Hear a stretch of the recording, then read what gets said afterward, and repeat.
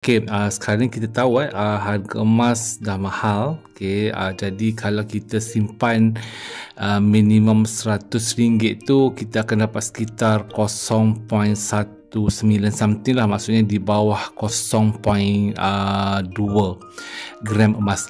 Jadi saya nak kongsikan tips tips mudah lah. Boleh ikut, kalau nak ikut, kalau tak nak pun terpulang sebab kita tahu simpanan emas kat public gold ni serendah RM100. Okay, tapi kalau kita nak cantik dan mudah lagi capai kita punya matlamat tu, cuba kita buat dengan gunakan bermain dengan gram. Okay, macam mana kita nak buat? Mudah saja. Okay, kita buka aplikasi public gold kita. Okay, dah masuk kat sini. Okay, alright. Yang mana kita tahu, semua dah tahu kat sini ada dia punya berapa gram yang kita ada. Okay, baki gram. Lepas tu kita buat simpanan, kita nak buat jualan balik emas, kita nak dapatkan duit, kita dah keluarkan kita punya kita punya emas fizikal, dan juga kita tengok history transaction. Okay, since harga emas dah mahal harga emas, jadi kali-kali buat simpanan, okay, saya mencadangkan lah agar tidak membuat minimum RM100, yang mana biasa kita buat minimum RM100, betul tak? Okay, RM100. Okay, so kalau RM100 hari ini kita dapat 0.1669 gram. Okay, terlalu kecil kan?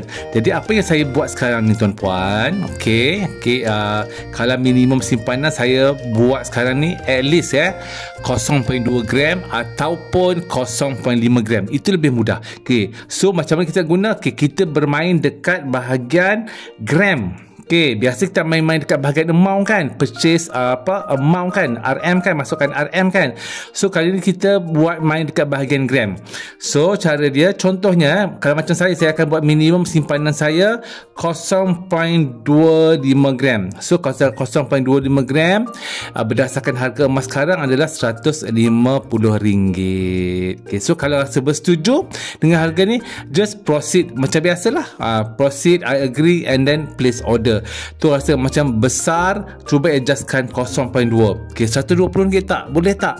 Saya rasa boleh RM120 tu dah, orang kata apa, sedang-sedang elok lah Okay, pasal apa? Kalau kita dah buat 100, bukan tak boleh. Boleh, memang minimum simpanan kat public gold ni RM100, tetapi kita akan dapat 0.166 gram. Okay, sahaja. Sebab harga emas kan dah mahal. Jadi ini tips kepada penyimpan-penyimpan emas saya. So boleh gunakan kaedah ni, kita bermain dengan gram. Mudah sikit lah. Kalau 0.25 gram, 4 kali kita simpan 0.25 gram. So dalam selepas 4 kali kita dah ada 1 gram.